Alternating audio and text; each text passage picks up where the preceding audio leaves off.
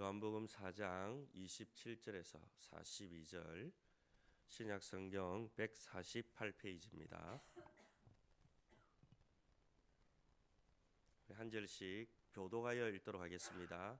이때 제자들이 돌아와서 예수께서 여자와 말씀하시는 것을 이상히 여겼으나 무엇을 구하시나이까, 어찌하여 그와 말씀하시나이까 묻는 자가 없더라.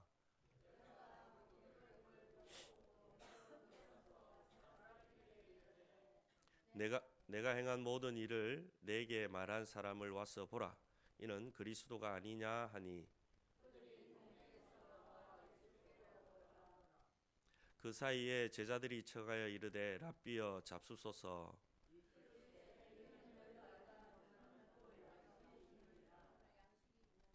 제자들이 서로 말하되 누가 잡수실 것을 갖다 드렸는가 하니,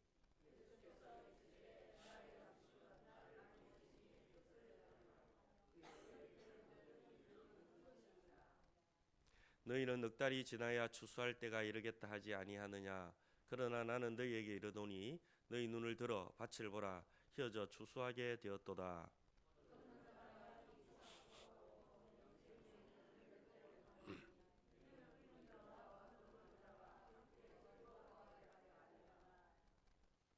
그런즉 한 사람이 심고 다른 사람이 거둔다 하는 말이 옳도다.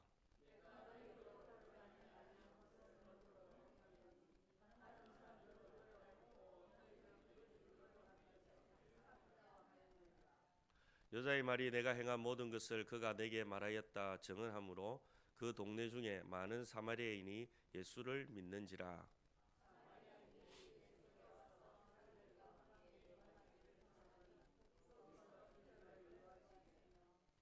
예수의 말씀으로 말미암아 믿는 자가 더욱 많아 그 여자에게 말하되 이제 우리가 믿는 것은 내 말로 인함이 아니니 이는 우리가 친히 듣고 그가 참으로 세상의 구주신 줄 알미라 하였더라.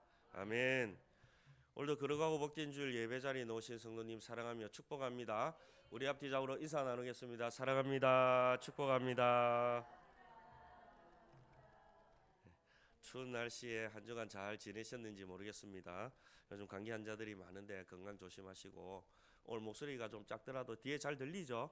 예, 저보고 작게 하라 하더라고요, 사모님께서. 좀 작게 해봅니다. 그래야 목을 오래 쓸 수 있다 그래가지고.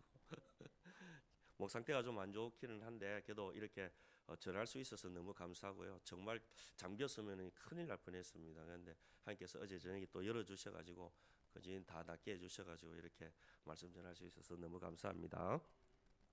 예수님의 양식이라는 제목으로 오늘 말씀을 좀 전하려고 합니다. 우리의 삶에 가장 필요한 부분들이 있다면 세 가지가 있다고 우리 어릴 때 배웠죠. 뭡니까? 의, 식, 주. 뭡니까? 의는 옷, 식은 먹는 거, 주는 자는데, 그렇죠? 집이겠죠. 그 중에서도 뭐 여러 가지 다 중요. 이 세 가지가 이 사람이 살아가는데 가장 필요한 요소이기는 한데 그 중에서도 필요한 것이 있다면 바로 이 먹는 것이 아니냐라고 생각할 수가 있습니다. 하루 세 끼를 정확히 먹는 사람을 누구라 그러죠? 삼식이. 예. 우리 교회 몇 명이 있습니다. 저를 포함해서 몇 명 있는 줄 알고 있어요. 근데 이 새끼를 챙겨 먹지 못하면 금방 기운이 빠지죠. 저기 이제 밥을 못 먹게 되면 힘도 좀 빠지고 체력도 좀 떨어지고 집중도 잘 안 됩니다. 그래서 공부 잘하는 애들은 아침에도 꼭 뭔가를 먹입니다. 아침에 아무것도 안 먹고 가면 머리가 잘 안 돌아가요. 그래서 항상 부모님들이 이렇게 챙겨주는 걸 보게 되는데 우리가 이렇게 밥을 잘 먹지 못하면 이 배고픔이 오잖아요.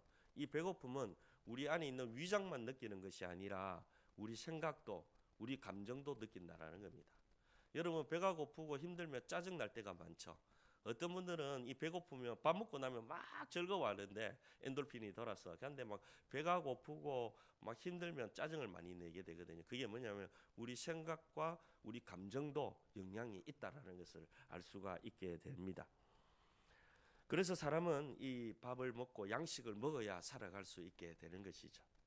그런데 가만히 돌아보면 이 우리 육체뿐만 아니라 우리 마음도 배고픔을 느낄 때가 있다라는 겁니다. 열심히 일해서 돈을 벌고 좋은 집을 사고 그리고 많은 사람들로부터 인정을 받아도 이상하게 마음 한구석에서는 허전함이 들어올 때가 있다라는 것이죠. 그래서 정말 내가 원하는 만족은 뭘까라고 고민할 때가 참 많습니다. 다 이루어진 것 같은데 왠가 마음속에는 허전한 거예요. 연예인들이 그래 많죠. 앞에 서서 인기도 없고 막 이렇게 잘 되어도 집에 가면 허전해요. 많은 감정들이 쑥 빠지고 나면 허무함이 찾아오고 뭘 달랠 길이 없는 거예요. 그래서 외로워하고 그래서 이렇게 또 잘못된 길로 가는 사람들도 가끔씩 보게 됩니다. 예전에 평생 열심히 일해서 성공을 이룬 분을 만난 적이 있어요. 참 이분은 열심히 일했고 또 자리도 높아졌고 또 성공을 돈도 많이 벌었던 그런 분이에요. 그분과 이렇게 부러워할 것이 없는 그분과 대화한 적이 있는데 그분이 어느 날 이런 고백을 했어요. 내게 가진 것은 참 많은데 마음이 늘 공허합니다. 뭔가 더 깊은 만족을 내가 찾고 있습니다. 라는 얘기를 들은 적이 있어요. 그분의 이야기를 들으면서 저는 느꼈습니다. 사람의 마음은 단순히 세상의 것으로 가득 채워진다고 만족을 누릴 수 없구나. 뭔가 마음 깊숙한 또 영혼 깊숙이 뭔가 하나님께서 주시는 그런 만족이 없으면 사람은 만족하면서 기쁨을 누릴 수 없구나라는 것을 생각하게 되었습니다. 우리도 비슷한 경험을 하게 됩니다. 시험에 합격했을 때, 또 원하는 직장에 들어가게 되었을 때, 또 내가 원하는 것을 이렇게 구했을 때, 그럴 때 잠깐 행복은 찾아오죠. 하지만 시간이 지나면 또 다른 갈증이 생기게 됩니다.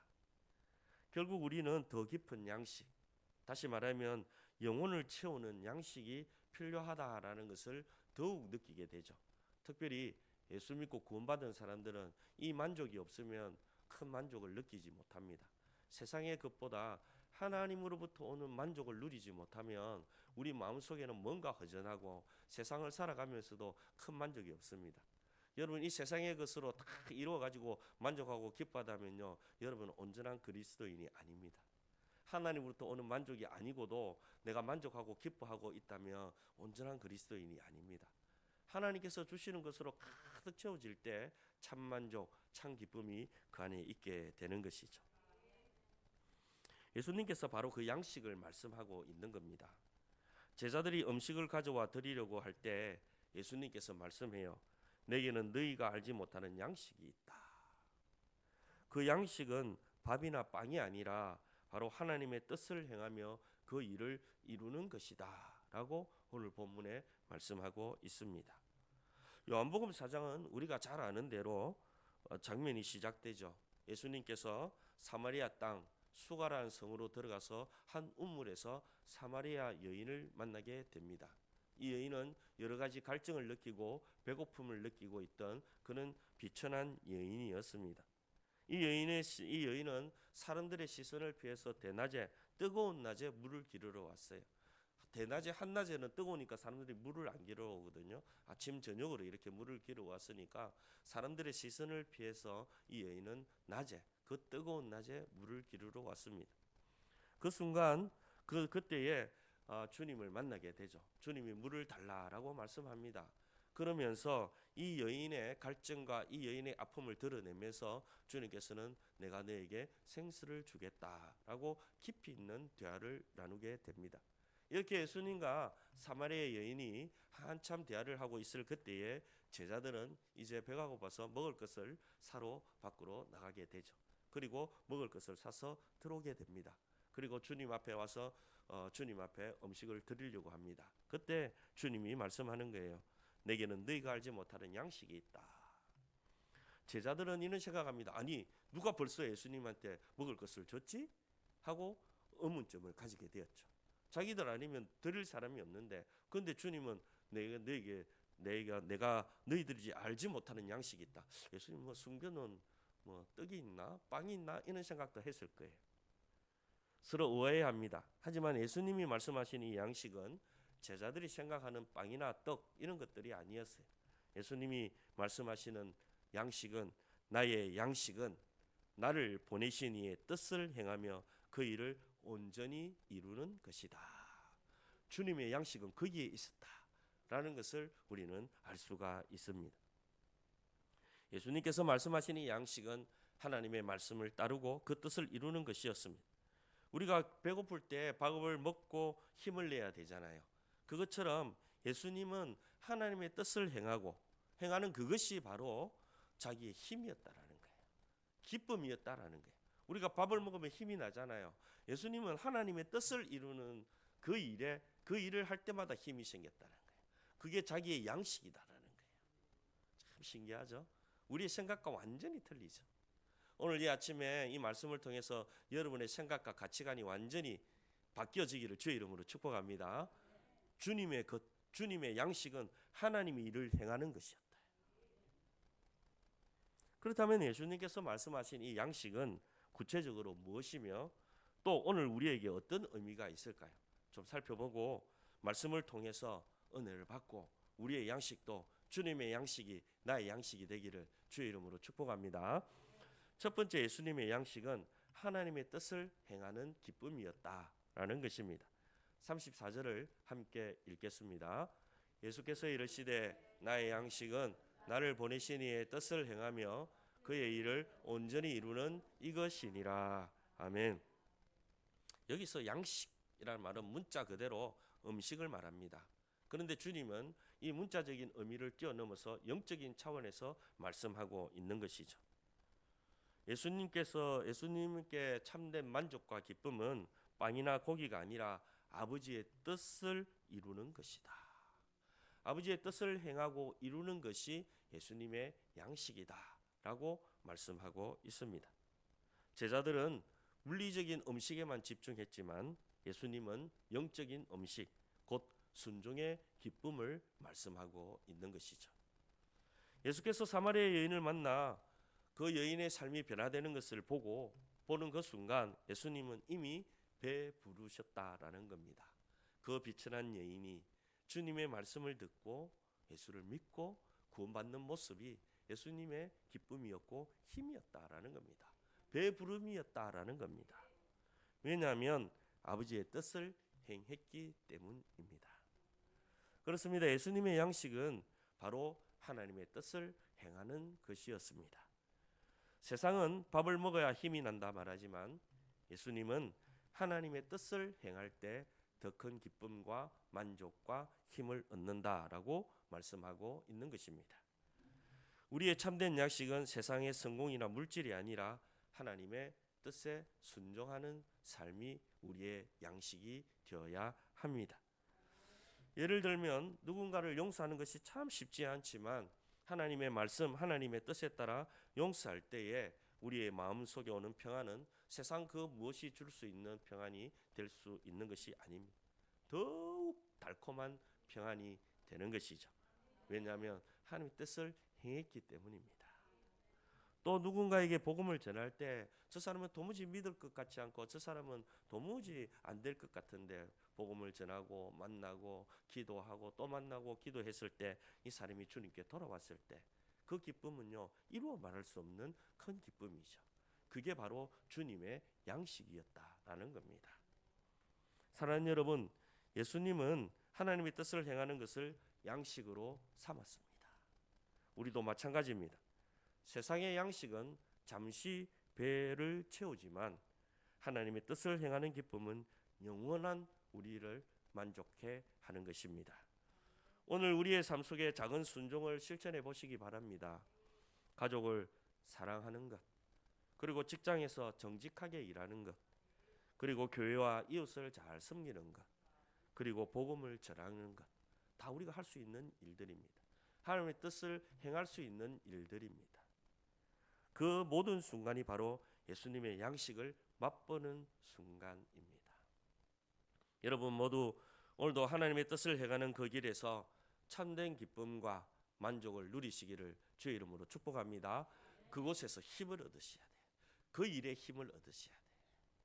두 번째, 예수님의 양식은 추수의 사명입니다. 앞에서 우리가 살펴본 대로 예수님의 양식은 빵이나 고기 이런 것이 아니라 하나님의 뜻을 행하는 그 기쁨이 예수님의 양식이었다라고 말하고 있는데 거기에 더해서 예수님의 양식은 추수의 사명이다라는 것을 알 수가 있습니다.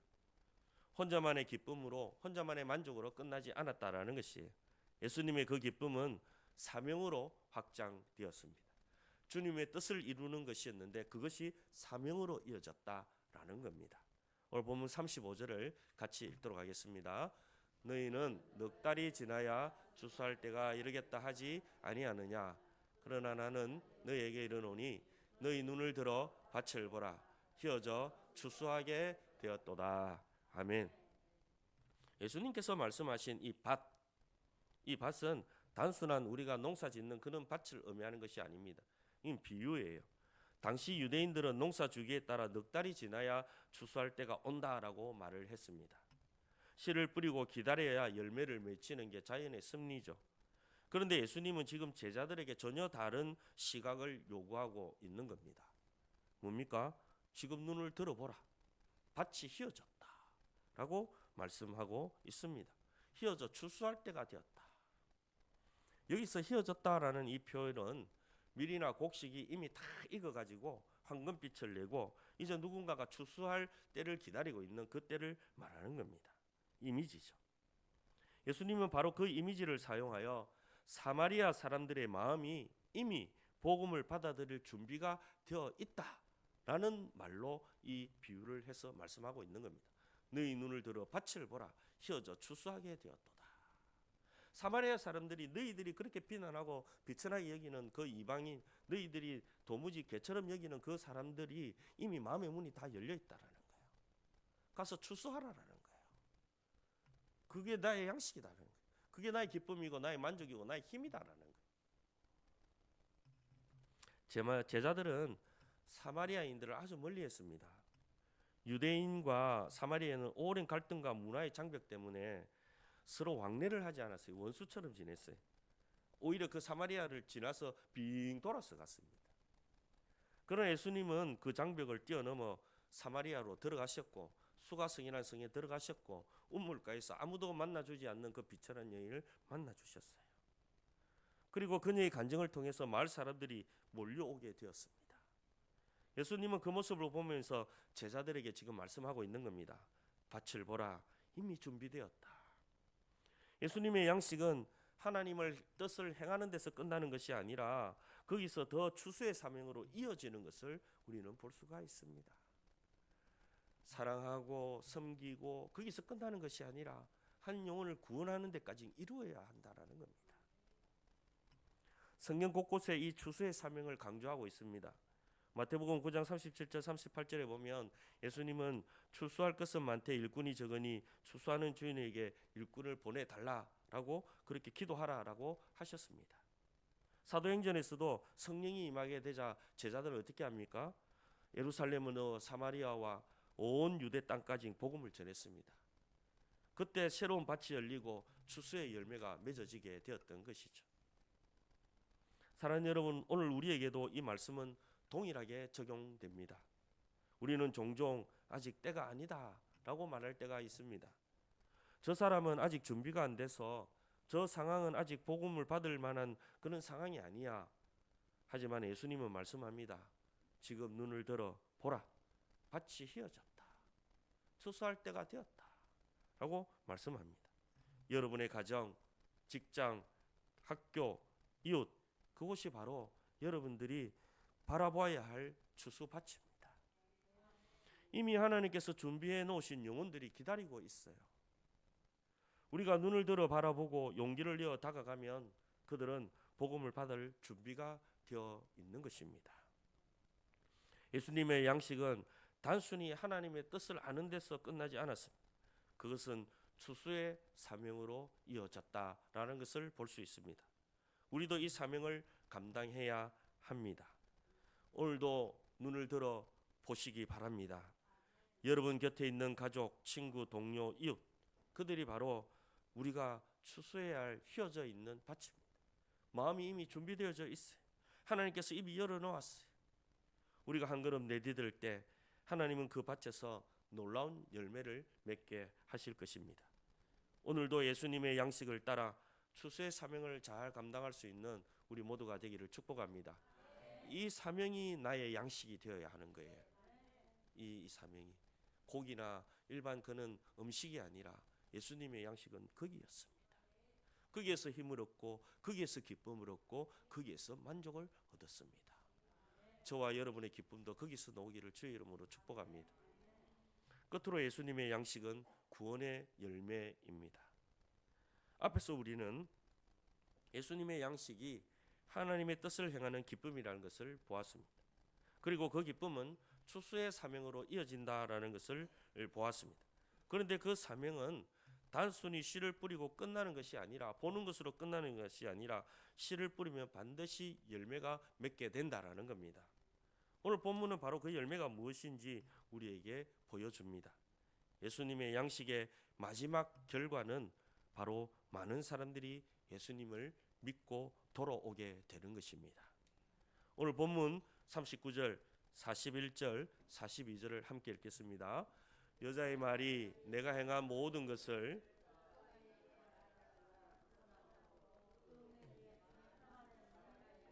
예수를 믿는지라. 예수의 말씀으로 말미암아 믿는 자가 더욱 많아. 그 여자에게 말하되 이제 우리가 믿는 것은 너 말로 인함이 아니니 이는 우리가 친히 듣고 그가 참으로 세상의 구주신 줄 알미라 하였더라. 아멘. 사마리아 여인은 예수님을 만났습니다. 우물가에서 자기의 모든 상황을 알고 계시는 우리 주님을 만났어요. 그리고 나서 물동이를 버려두고 마을로 들어가서 예수님을 증거했습니다. 내가 행한 모든 것을 말한 분을 만나보라. 이 한마디를 외쳤어요. 그녀의 간증을 들은 많은 사람들이 예수님께 나왔습니다. 여러분, 이 여인은 그 마을 사람들이 다 아는 여인이에요. 결혼을 5번이나 하고 지금도 6번째 남자하고 살고 있고, 그리고 비천한 여인이고. 그런데 그 여인이 예수님을 만났다는 거예요. 갑자기 돌아온 것도 아니고 갑자기 나타나서 마을에 낮에 모든 사람을 피했던 여인이 예수님을 만나고 나니까 오히려 더 담대해져서 복음을 전하는, 이 성령의 역사입니다. 그리고 그 여인의 간증을 듣고 많은 사람들이 주님께로 돌아왔다 성경은 말하고 있지 않습니까? 그리고 예수님을 직접 만나 말씀을 들은 후에 더 많은 사람들이 믿게 되었다. 그 말이 진짜인지 거짓말인지 보러 온 겁니다. 근데 예수님의 말씀을 듣고 더 많은 사람들이 세상의 구주신 줄 알미라 하였더라. 구주로 영접했다라는 겁니다. 여기서 중요한 메시지가 있습니다. 이 예수님의 양식은 단순히 하나님의 뜻을 행하는 데서 끝나지 않고 추수의 사명을 통해 영혼의 구원의 열매로 나타난다라는 겁니다.